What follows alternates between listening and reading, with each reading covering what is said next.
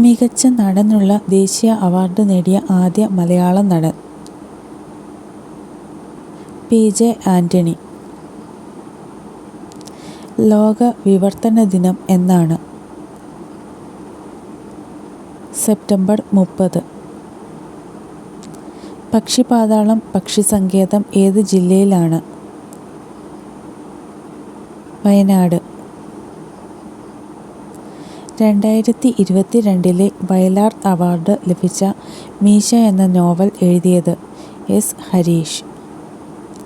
2021 Vayalar award ലഭിച്ച മാന്തളിരിൻ്റെ 20 communist വർഷങ്ങൾ എന്ന നോവൽ എഴുതിയതാര്? ബെന്യാമിൻ. കവിത ചാട്ടവാറാക്കിയ കവി എന്നറിയപ്പെടുന്നത് ആര്? കുഞ്ചൻ നമ്പ്യാർ. മാധവിക്കുട്ടിയുടെ ആത്മകഥാപരമായ നോവൽ ഏത്? നീർമാതളം പൂത്ത കാലം. മാതൃത്വത്തിൻ്റെ കവയിത്രി എന്ന് വിശേഷിപ്പിക്കുന്നത് ആരെയാണ്? ബാലാമണിയമ്മ.